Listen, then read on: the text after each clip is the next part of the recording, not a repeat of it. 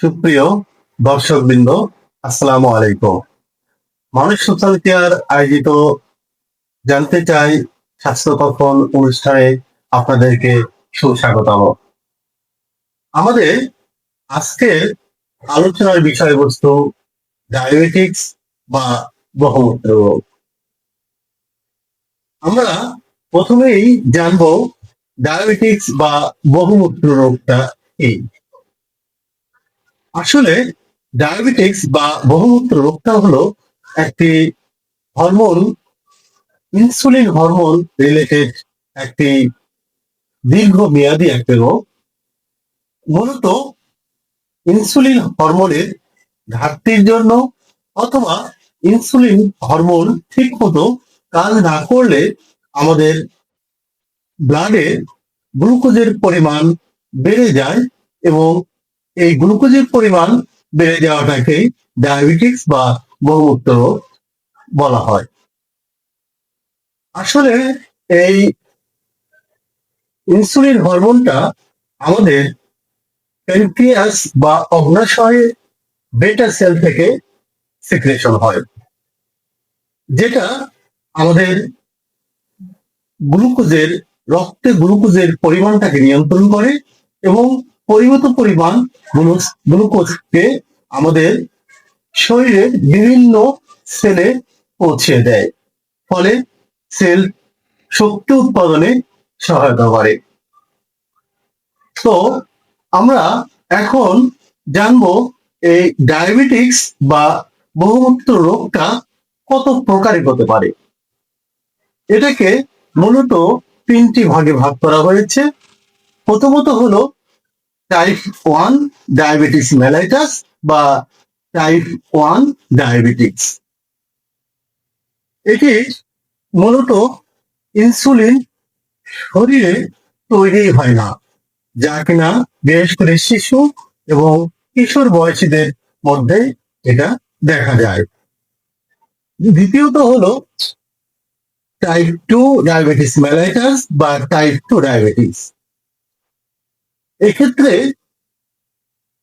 রক্তে বা ব্লাডে যথেষ্ট পরিমাণ ইনসুলিন থাকা সত্ত্বেও ইনসুলিন ঠিক মতো কাজ করে না।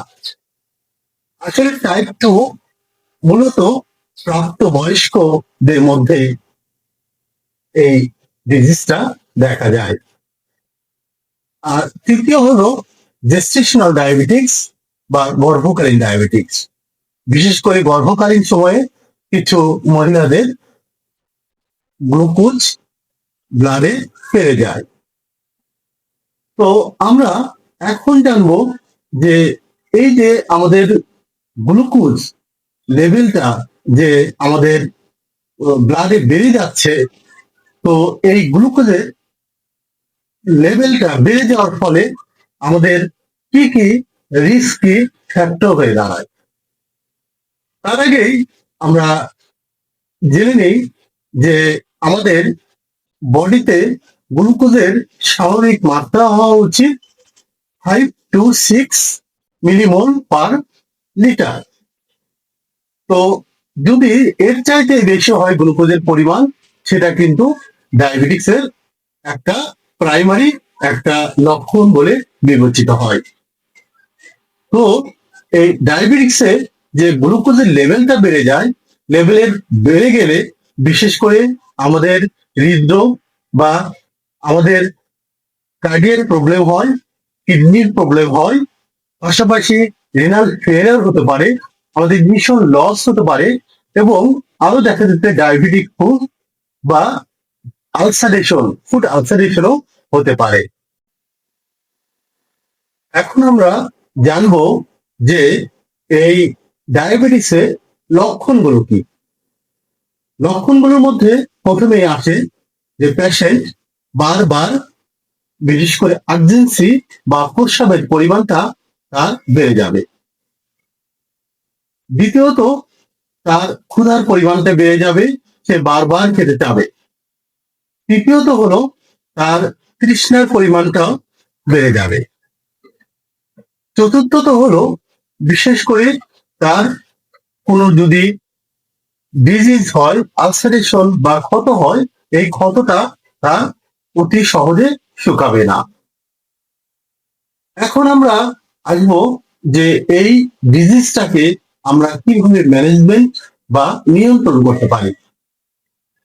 তো প্রথমেই আমাদের খাদ্যাভ্যাসকে নিয়ন্ত্রণ করতে হবে। আর খাদ্যাভ্যাসে নিয়ন্ত্রণের জন্য প্রথমেই আমাদের যে কাজ, অতিরিক্ত কার্বোহাইড্রেট বা শর্করা জাতীয় খাবার খাওয়া যাবে না, চর্বিযুক্ত খাবার খাওয়া যাবে না, পাতে লবণ, যেটাকে আমরা সোডিয়াম ক্লোরাইড বলে থাকি, এটা বেশি পরিমাণ খাওয়া যাবে না, ভাজা পোড়াও বেশি পরিমাণ খাওয়া যাবে না।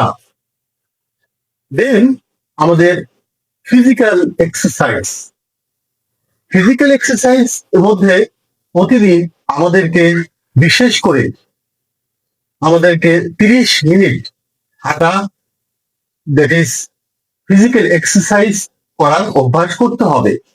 আর যদি আমরা এই এক্সারসাইজটা প্রতিদিন করি, যেটা কিনা ইনসুলিনের সেন্সিটিভিটি বা কার্যকারিতা বৃদ্ধি করে।